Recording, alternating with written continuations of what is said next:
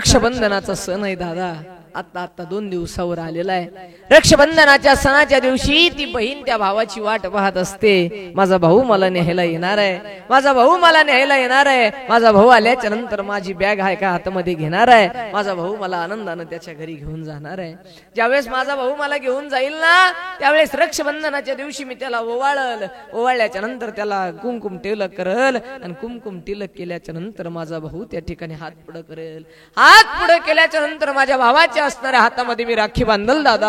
आणि ज्या वेळेस मी माझ्या भावाच्या हातामध्ये राखी बांधल ना, त्यावेळेस माझा भाऊ माझ्याकडे पाहून हसल, माझ्या ताट्यामध्ये त्या ठिकाणी ओवाळणी टाकेल आणि मला विचारेल, ताई काय पाहिजे ग तुला, ताई काय पाहिजे ग तुला, असा आनंदानं त्या ठिकाणी ती विचार करत असते. परंतु आता रक्षाबंधनाच्या आदला दिवस येतो, भाऊ जात नाही. आता दुसरा दिवस येतो, रक्षाबंधनाचा दिवस येतो. सकाळ होती, सगळ्या पोरी आपापल्या घरी निघून जातात आणि ही पोरगी विचार करते, माझा भाऊ मला न्यायला येणार आहे, माझा भाऊ कुठपर्यंत आला असेल. फोन हातामध्ये घेते, भावाचा फोन डायल करते, तो स्विच ऑफ येतो.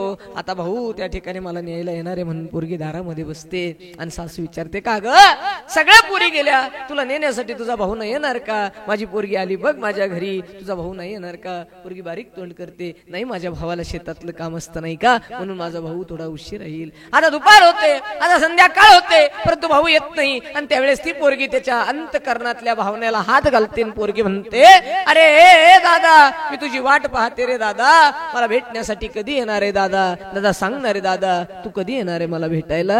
आणि ती पोरगी म्हणते, ए दादा अरे गर्दीत माणसांच्या हरवला माझा भाऊ, गर्दीत माणसांच्या हरवला माझा भाऊ, सांगणार रे दादा तुला कोणत्या पत्त्यावर भेटायला येऊ, दादा सांगणार रे दादा तुला कोणत्या पत्त्यावर भेटायला येऊ, दादा मला मिठाई नको दादा, दादा मला पैसे नको दादा, दादा मला साडी चोळी नको दादा, फक्त दादा मला तुझ्या घरी न्यायला येणार आहे दादा. सगळ्या पोरी गेल्या दादा, माझी पहिलीच रक्षाबंधनाची त्या ठिकाणी ओवाळणी आहे दादा, मला न्यायला येणार आहे दादा, मला न्यायला येणार आहे दादा, मला न्यायला येणार आहे दादा.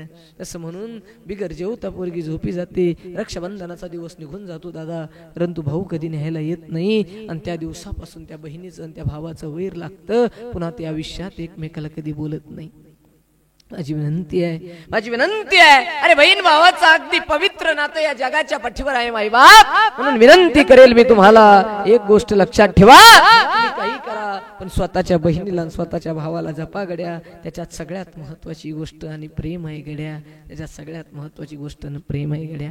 परंतु एक सांगू, इथं बसलेल्या प्रत्येक बहिणीला माझी विनंती आहे, बहिणींनो आता भावाला जर तुम्हाला रक्षाबंधनाला काही मागायचं असेल, तुमचा भाऊ तुमच्या समोर येईल, तुमच्या ताटामध्ये पैसे टाकायला लागेल, त्यावेळेस सांगा त्या दादाला, दादा विचारेल तुम्हाला, ताई काय पाहिजे तुला रक्षाबंधनाला. पोरींनो त्या भावाला सांगा, दादा मला त्या ठिकाणी पैसे नको दादा, मला ड्रेस नको दादा, दादा मला मोबाईल नको दादा, दादा मला राहायला घर देऊ नको दादा, पण ऐकणारे दादा एक काम कर, मला एक रक्षाबंधनाची ओळणी दे. जसं माझ्याकडे कोणी पाहिल्याच्या नंतर तुझ्या अंतकरणाला वाईट वाटतं की नाही दादा, तसं तू सुद्धा कोणाच्या बहिणीकडे वाकडी नजर टाकून पाहू नको. एवढं एक फक्त मला दे, बाकी मला काही देण्याची गरज नाही दादा. एवढं एक मागणी मागा. या जगातल्या सगळ्या बहिणी सुरक्षित झाल्याशिवाय राहणार